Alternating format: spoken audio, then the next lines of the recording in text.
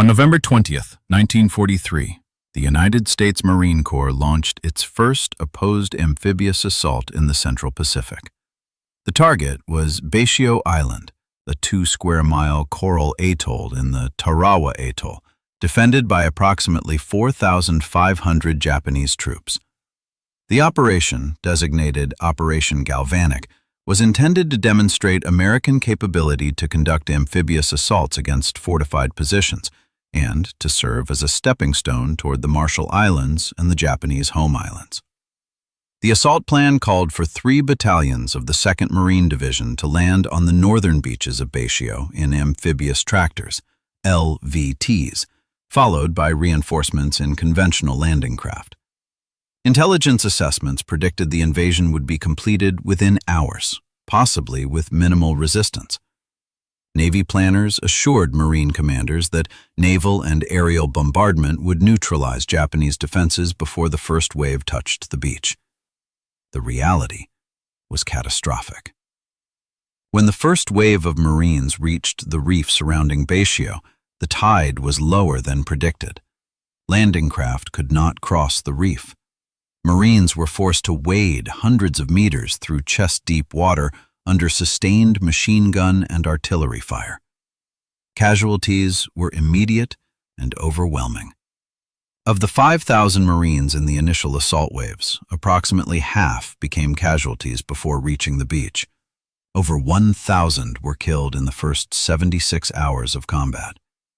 The island, which intelligence had predicted would fall in hours, required 3 days of brutal close-quarters fighting to secure.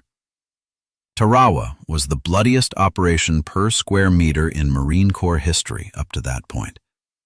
It was also a failure of intelligence, planning, and coordination that exposed fundamental flaws in American amphibious doctrine. This analysis examines what went wrong, why the tide predictions failed, why naval bombardment was ineffective, why Japanese defenses were underestimated, and why Marines were sent ashore in landing craft that could not reach the beach. The facts are documented in after-action reports, declassified intelligence assessments, and the testimony of survivors. What follows is the operational analysis of how half a landing force was lost before the battle even began. By mid-1943, the United States had shifted from defensive operations in the Pacific to a deliberate offensive aimed at severing Japanese supply lines and establishing bases for the eventual invasion of Japan. 2 operational approaches were under consideration. General Douglas MacArthur advocated an advance through the Southwest Pacific, retaking the Philippines and bypassing Japanese strongpoints. Admiral Chester Nimitz proposed a Central Pacific drive directly across the Pacific, seizing atolls in the Gilbert, Marshall, and Mariana Islands to establish airfields and forward naval bases. The Central Pacific route offered strategic advantages. It was the shortest path toward the Japanese home islands. It placed American forces in position to cut Japanese communications with Southeast Asia. It allowed the United States to leverage its superiority in naval and air power rather than relying on ground forces in protracted jungle campaigns. The Joint Chiefs of Staff approved Nimitz's plan. The first objective was the Gilbert Islands, specifically Tarawa and Makin atolls. Tarawa was selected because of its airfield. Betio Island, the primary landmass in the Tarawa Atoll, housed a Japanese airstrip capable of supporting bomber operations. Neutralizing this airfield would secure the flank of American forces advancing toward the Marshalls. Tarawa was also small, heavily fortified, and garrisoned by Japanese forces known to fight to the death. It would serve as a test of American amphibious doctrine and a demonstration of capability to Japanese commanders defending other atolls. Intelligence on Tarawa was limited. The atoll had been under Japanese control since December 1941. Aerial reconnaissance provided photographs of the island's layout and fortifications, but could not determine the thickness of bunker walls, the depth of defensive positions, or the strength of the garrison. Pre-war charts of the atoll existed, but were incomplete. Critically, intelligence officers had access to tide tables, but disagreements emerged over the interpretation of neap tides, periods of minimal tidal variation, and their effect on water depth over the reef. The assault plan was developed by 5th Amphibious Corps under Major General Holland Smith.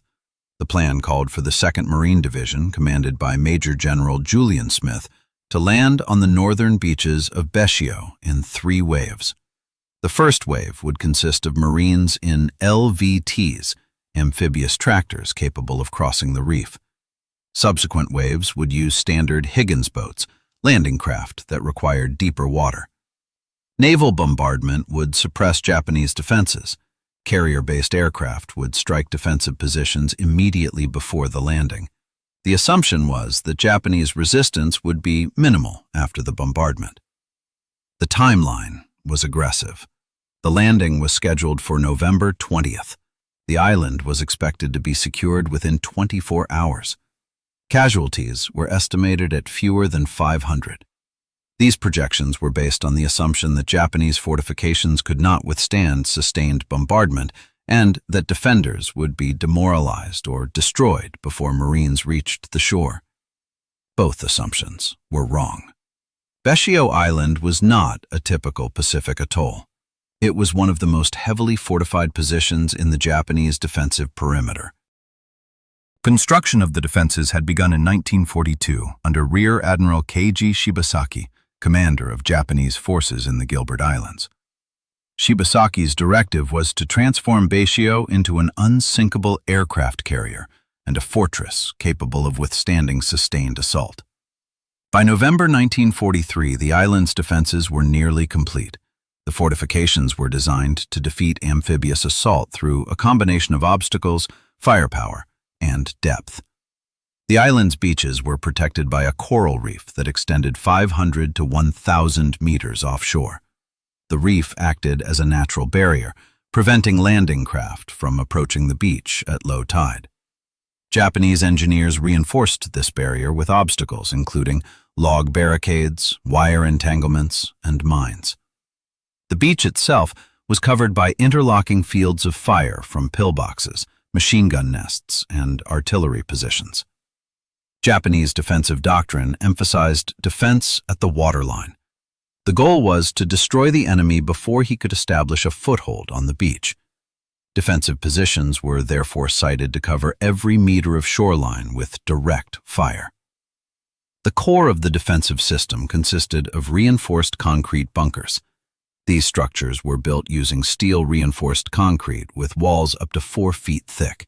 Bunkers were positioned in depth, mutually supporting, and designed to withstand naval bombardment. Firing ports were narrow and angled to minimize exposure. Ventilation systems allowed defenders to remain inside during bombardment. Ammunition and supplies were stockpiled within the bunkers, enabling sustained resistance even if the surface was destroyed. The garrison consisted of approximately 4,500 troops from the Special Naval Landing Force, Japanese naval infantry equivalent to Marines, and Korean laborers pressed into defensive roles. The combat troops were well-trained, equipped with machine guns, rifles, grenades, and light artillery. Morale was high. Shibasaki had informed his troops that the Americans could not take the island with 1 million men in 100 years. His confidence was not baseless. The defenses were formidable, and the garrison was prepared to fight to the death. Japanese defensive planning also accounted for American amphibious doctrine.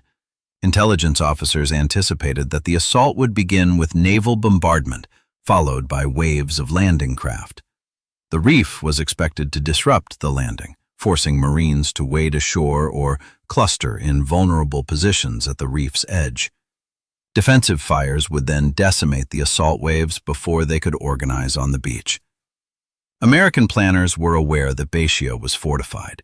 Aerial reconnaissance had photographed bunkers, gun emplacements, and obstacles, but the intelligence assessments underestimated the structural integrity of Japanese bunkers and the lethality of the defensive system. Navy planners assumed that sustained bombardment would destroy or neutralize the defenses. This assumption was critical to the assault plan. It was also catastrophically incorrect. Part 3. The bombardment. Why naval gunfire failed to neutralize the defenses. The assault on Betio was preceded by 3 days of aerial and naval bombardment intended to destroy Japanese fortifications and suppress defensive fires. The bombardment began on November 17th with carrier-based aircraft striking the island with bombs and rockets. On November 19th, battleships and cruisers of Task Force 53 commenced naval gunfire, targeting bunkers, gun positions, and suspected troop concentrations. The bombardment continued through the night and resumed at dawn on November 20th, the day of the assault. The scale of the bombardment was unprecedented. Over 3,000 tons of shells were fired at Betio in the 76 hours preceding and during the assault. 16-inch guns from battleships Maryland and Colorado delivered high-explosive rounds designed to penetrate fortifications. Cruisers and destroyers targeted specific structures identified in reconnaissance photographs. The intent was to obliterate the defenses before the first Marine set foot on the island. The bombardment appeared successful. Fires raged across the island. Explosions threw debris hundreds of feet into the air. Smoke obscured the entire atoll. Observers on Navy ships reported that nothing could survive such concentrated firepower. Admiral Harry Hill, commander of the amphibious task force, signaled that the island had been neutralized. Marines preparing to land were told that resistance would be minimal. The reality was different. Japanese bunkers, constructed with reinforced concrete and buried under sand and coral, withstood the bombardment. Direct hits caused surface damage, but did not penetrate the thick walls. Bunkers designed with multiple chambers and ventilation systems allowed defenders to survive inside, even when the surface was ablaze. Naval gunfire, optimized for surface targets and ship-to-ship combat, lacked the penetrating power to destroy deeply buried fortifications. The bombardment also suffered from coordination failures. Naval gunfire was not directed by forward observers on the ground. Targeting relied on pre-assault reconnaissance photographs, which could not identify all defensive positions. Many bunkers were camouflaged or built into the terrain in ways that made them invisible from aerial reconnaissance. These positions were not targeted during the bombardment and remained fully operational when the assault began. Timing was another critical failure. The final naval bombardment on the morning of November 20th was scheduled to cease 30 minutes before the first wave landed, allowing time for carrier aircraft to conduct close air support strikes. This gap gave Japanese defenders time to emerge from bunkers, man their weapons, and prepare to receive the assault. When Marines approached the beach, they encountered a fully alert and operational defensive system. The assumption that bombardment alone could neutralize fortified positions was a doctrinal error rooted in overconfidence. American planners underestimated the resilience of Japanese engineering and the determination of Japanese defenders. The failure of the bombardment meant that Marines would assault a fortified island with intact defenses, prepared defenders, and no suppression of enemy fires. The consequences would be catastrophic. The assault plan for Tarawa depended on landing craft being able to cross the reef and deliver Marines directly to the beach. This assumption was based on tide predictions indicating that water depth over the reef would be sufficient for Higgins boats, standard landing craft with a draft of approximately 3 to 4 feet, to pass at the time of the landing. The landing was scheduled for 0830 hours on November 20th, chosen to coincide with high tide.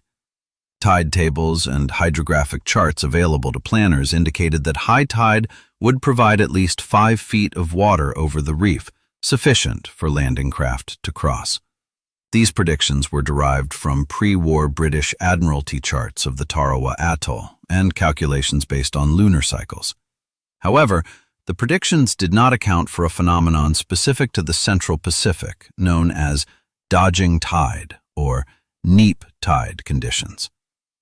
During certain phases of the lunar cycle, tidal variation is minimal and water levels can remain lower than predicted for extended periods. November 20th, 1943, fell during such a period. Local observers, including a New Zealand officer familiar with the atoll and coast watchers who had operated in the area, warned that the tide might not rise sufficiently. Their warnings were noted but not integrated into the final assault plan. When the first wave of Marines approached Betio at 0830 hours, they were aboard LVTs, amphibious tractors capable of crossing the reef regardless of tide. These vehicles successfully reached the beach, though many were destroyed by Japanese gunfire during the approach. The second and third waves, however, were aboard Higgins boats, which could not cross the reef. The water depth over the reef was approximately 3 feet, insufficient for the landing craft. Marines aboard the stranded Higgins boats faced an impossible choice. They could remain on the boats, exposed to Japanese artillery and mortar fire, or disembark at the reef's edge and wade 500 to 700 meters to the beach through waist to chest-deep water under sustained machine gun fire. Most chose to wade. The casualties were immediate and catastrophic. Japanese defenders, observing the landing craft halted at the reef, concentrated fire on the Marines in the water. Machine guns swept the approach lanes. Mortars dropped shells into clusters of men struggling through the surf. Marines carrying heavy equipment, radios, flamethrowers, demolition charges, drowned when they stepped into deeper pockets or were hit and fell beneath the surface. Bodies floated in the lagoon. The water turned red. Some Marines never made it off the reef. Others reached the beach but were pinned down by fire from bunkers that naval bombardment had failed to destroy. Of the approximately 1,500 Marines in the second and third waves, an estimated 30 to 40% became casualties before reaching the beach. The assault, intended to deliver overwhelming force rapidly, had devolved into a slow, bloody wade through a killing zone. The tide miscalculation was not a single error, but a failure of planning, intelligence, and communication. Warnings from local observers were dismissed or ignored. Pre-war charts were treated as definitive despite their limitations. The decision to proceed with the assault on the scheduled timeline despite uncertainty about tide conditions reflected institutional overconfidence and a failure to adapt to operational realities. The result was that half the landing force was lost in the water before the battle for the beach even began. The Marines who survived the wade from the reef to the beach arrived exhausted, disorganized, and under sustained fire. The beach itself offered minimal cover. A seawall constructed of coconut logs ran along the shoreline, approximately 3 to 4 feet high. Marines took cover behind this seawall, but it provided only limited protection from machine gun fire and no protection from mortars or grenades. Japanese defenders positioned in bunkers and firing positions immediately inland from the beach maintained constant fire on the seawall. Marines attempting to move inland were cut down. Attempts to advance were met with interlocking machine gun fire from multiple angles. The defenses were designed precisely for this scenario, to pin attacking forces at the waterline and destroy them through sustained firepower. Communication broke down almost immediately. Radios, soaked during the wade or destroyed by gunfire, were inoperable. Unit cohesion disintegrated as Marines from different companies and battalions intermixed on the beach. Officers and NCOs were killed in disproportionate numbers as they attempted to organize attacks. Command and control, essential for coordinated assaults, collapsed. Individual Marines and small groups fought isolated actions, often without knowledge of the larger tactical situation. The initial assault plan called for the rapid seizure of the airfield and the establishment of a defensive perimeter. This plan assumed that Marines would land intact, with equipment and support weapons functional. The reality was that many Marines landed without weapons, having lost them in the water. Heavy weapons, mortars, machine guns, flamethrowers, were lost when the Marines carrying them were killed or drowned. Artillery support from the Navy was limited by the proximity of American and Japanese forces and by communication failures that prevented effective fire coordination. Despite the chaos, individual acts of initiative and small unit leadership began to turn the tide.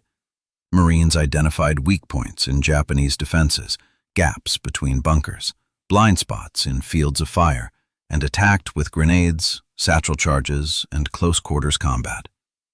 Flamethrowers, when they could be brought forward, proved effective against bunkers. Engineers used demolition charges to blow openings in fortifications. Slowly, yard by yard, Marines began to push inland. By nightfall on November 20th, American forces held a fragmented perimeter extending approximately 100 to 300 meters inland from the beach. The perimeter was shallow, irregular, and vulnerable to counterattack. Casualties were staggering. Of the approximately 5,000 Marines who had landed or attempted to land, over 1,500 were dead or wounded. Many wounded remained on the beach or in the water, unable to be evacuated due to ongoing fire. Japanese forces did not conduct a major counterattack on the first night, a decision that likely saved the American beachhead. Japanese doctrine emphasized defense in place rather than costly bonsai charges. Defenders remained in their bunkers, continuing to fire on American positions and preparing for the expected continuation of the assault. This restraint allowed Marines to consolidate, reorganize, and prepare for the next phase of the battle. The first 24 hours of the Tarawa assault demonstrated the catastrophic cost of intelligence failure, planning errors, and underestimation of Japanese defenses. The assault had succeeded only because of the courage and determination of individual Marines, not because of operational planning. Half the landing force had become casualties. The island, predicted to fall in hours, was still contested. The battle would continue for 2 more days of brutal close-quarters fighting before Betio was declared secure. The assault on Betio entered its second day, with Marine forces holding tenuous positions along the beach and a shallow inland perimeter. Reinforcements, including the 1st Battalion 8th Marines and the 3rd Battalion 2nd Marines, were brought ashore on November 21st. The landing conditions remained difficult. Tides continued to prevent landing craft from crossing the reef, but lessons from the first day allowed for better coordination. LVTS shuttled reinforcements from the reef to the beach, reducing exposure time in the water. The operational objective for November 21st was to expand the beachhead, link isolated units, and begin systematic reduction of Japanese bunkers. The fighting shifted from the chaos of the initial landing to methodical, small-unit actions. Marines advanced using combined arms tactics. Infantry suppressed bunker firing ports with rifle and machine gun fire, while engineers moved forward with demolition charges or flamethrowers. Once a bunker was neutralized, the advance continued to the next position. Progress was slow. Japanese bunkers were mutually supporting, meaning that attacking one position exposed Marines to fire from adjacent positions. Defenders inside bunkers fought to the death. Even when bunkers were destroyed, Japanese soldiers in underground tunnels or secondary positions continued resistance. The terrain, flat, open, and devoid of natural cover, provided no concealment. Every advance required crossing open ground under fire. Artillery and naval gunfire support improved on the second day as communication was restored. Forward observers directed fire onto identified Japanese positions, particularly artillery emplacements and mortar pits that had inflicted heavy casualties on the first day. Carrier-based aircraft conducted close air support missions, bombing and strafing Japanese positions. The effectiveness of these strikes was limited by the proximity of American and Japanese forces and the difficulty of identifying targets in the rubble and smoke. By the end of November 21st, Marines had secured the western portion of the island and advanced to the southern shore in several locations. The airfield, a primary objective, was partially under American control, though Japanese snipers and isolated defenders continued to contest it. Casualties on the second day were significant, but lower than the first day, approximately 300 Marines killed or wounded. Japanese casualties were estimated at over 1,000, though precise figures were impossible to determine due to the destruction of defensive positions and the practice of defenders dying in place. The third day, November 22nd, saw the continuation of the grinding advance. Marine units attacked eastward along the length of the island, reducing bunkers and clearing Japanese positions. Resistance remained fierce, but the destruction of key defensive strongpoints and the attrition of the Japanese garrison reduced the defenders' ability to mount coordinated resistance. Japanese forces were increasingly fragmented, fighting from isolated positions with limited ammunition and no hope of reinforcement or resupply. On the night of November 22nd to 23rd, Japanese commanders organized a final counterattack. Approximately 300 Japanese troops, the remnants of the garrison, launched a banzai charge against Marine positions on the eastern end of the island. The attack was repelled with heavy Japanese casualties. Marine machine guns, supported by artillery and naval gunfire, cut down the attackers. By dawn on November 23rd, organized Japanese resistance had ceased. The island was declared secure on November 23rd, 1943, 76 hours after the initial landing. Marine casualties totaled 1,009 killed and 2,101 wounded. Japanese casualties were nearly total. Of the approximately 4,500 defenders, only 17 Japanese soldiers and 129 Korean laborers were captured. The remainder were killed. The cost per square mile was the highest in Marine Corps history to that point. The battle had achieved its objective, seizure of the airfield and neutralization of Japanese forces on Betio, but at a cost far exceeding initial estimates. The Battle of Tarawa exposed fundamental flaws in American amphibious assault doctrine and forced institutional changes that shaped subsequent Pacific operations. The lessons were documented in after-action reports, debriefings, and tactical assessments conducted by Marine Corps and Navy planners in the weeks following the battle. The first lesson was the inadequacy of pre-assault bombardment. Naval gunfire, while impressive in scale, lacked the precision and penetrating power to destroy reinforced concrete bunkers. The bombardment at Tarawa had created the appearance of destruction without achieving the substance. Japanese defenders emerged from intact bunkers and resumed fighting immediately after the bombardment ceased.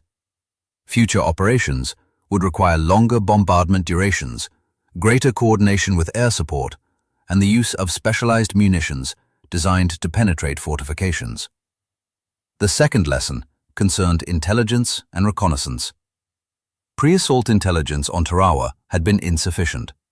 Aerial photographs provided layouts, but could not determine the thickness of bunker walls, the depth of defensive tunnels, or the strength of obstacles. Future operations incorporated underwater demolition teams, UDTs, who conducted reconnaissance of reefs and beaches prior to assault. These teams identified obstacles, measured water depths, and provided accurate information on landing conditions. The introduction of UDTs became standard practice in subsequent amphibious operations. The third lesson was the critical importance of tide prediction. The failure to account for neap tide conditions at Tarawa had stranded landing craft and forced Marines to wade under fire. Future operations required detailed hydrographic surveys and consultation with local observers familiar with tidal patterns. Planners also increased reliance on LVTs and amphibious vehicles capable of crossing reefs regardless of tide conditions. The production of LVTs was expanded, and subsequent assaults employed far greater numbers of these vehicles. The fourth lesson concerned command and control. Communication failures at Tarawa had prevented coordination between units, disrupted fire support, and isolated commanders from their troops. Future operations emphasized waterproof radios, redundant communication systems, and the positioning of command posts closer to the front lines. The Marine Corps also developed doctrine for rapid reorganization of units on the beach, recognizing that initial landings would inevitably result in intermixing of companies and battalions. The fifth lesson was the need for specialized equipment and tactics for bunker reduction. Flamethrowers, demolition charges, and close-quarters combat had proven effective at Tarawa, but these methods were improvised under fire. Future operations incorporated engineer units specifically trained in bunker demolition and equipped with flamethrowers, satchel charges, and armored bulldozers. Tank support, absent at Tarawa due to the difficulty of landing heavy vehicles, became a priority in subsequent assaults. The strategic lesson was the recognition that the Central Pacific Drive would require sustained, costly assaults against fortified positions. Tarawa demonstrated the Japanese forces would fight to the death and that American casualties would be high. This reality informed planning for subsequent operations in the Marshalls, Marianas, and ultimately Iwo Jima and Okinawa. The doctrine of bypassing heavily fortified atolls where feasible was adopted to reduce unnecessary casualties. Tarawa also had a profound impact on public perception and political leadership. The high casualty rate shocked the American public and prompted questions about the necessity of the assault. Time magazine published photographs of dead Marines on the beach, provoking outrage and debate. Military leadership defended the operation as necessary and emphasized the lessons learned. The institutional response was to improve planning, equipment, and doctrine to prevent a repeat of Tarawa's failures. The battle became a case study in amphibious assault, studied at military academies and referenced in operational planning for the remainder of the war. The Battle of Tarawa occupies a unique position in American military history. It is remembered simultaneously as a catastrophic failure of planning and as a catalyst for doctrinal evolution. The operation achieved its strategic objective, seizure of the airfield and neutralization of Japanese forces, but at a cost that exposed systemic flaws in intelligence, planning, and execution. The failure began with intelligence. Pre-assault assessments underestimated Japanese defensive capabilities, misjudged the effectiveness of naval bombardment, and failed to account for tidal conditions. These errors were not the result of negligence, but of institutional inexperience. The United States had not conducted a major opposed amphibious assault since World War I. Doctrine was based on theory and exercises, not combat. Tarawa was the first real test, and the flaws in that doctrine were revealed in blood. The planning failures compounded the intelligence errors. The decision to rely on Higgins boats for the second and third waves, despite uncertainty about tide conditions, reflected overconfidence and a failure to consider worst-case scenarios. The assumption that naval bombardment would neutralize defenses was not supported by evidence, but was accepted because it fit the operational timeline and resource constraints. The lack of contingency planning meant that when the initial plan failed, there was no mechanism to adapt in real time. The execution failures were institutional and tactical. Communication breakdowns isolated units and prevented coordination.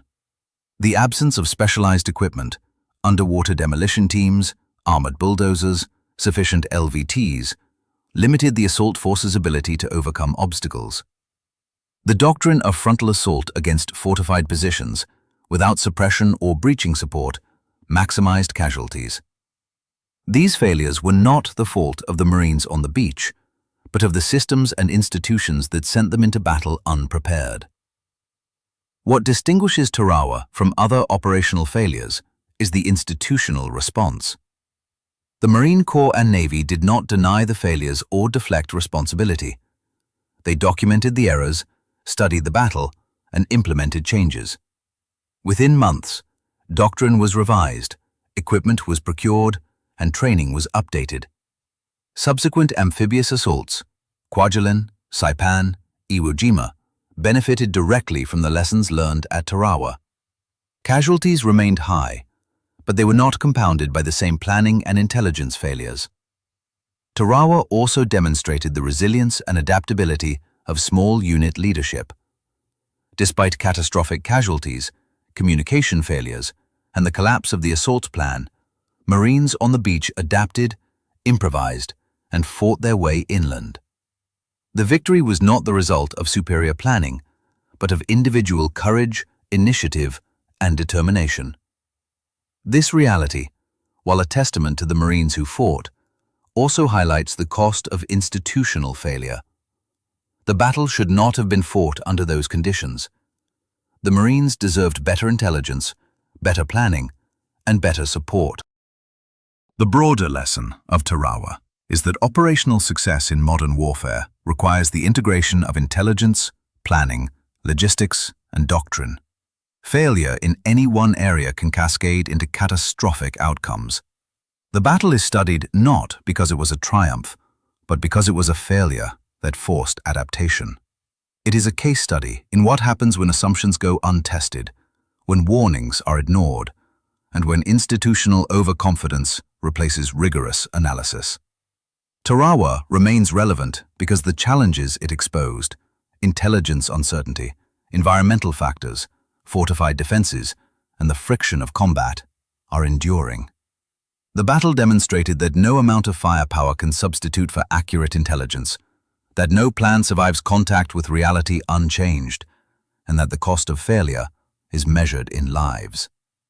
These lessons, learned at Tarawa in 1943, remain foundational to amphibious doctrine and operational planning today.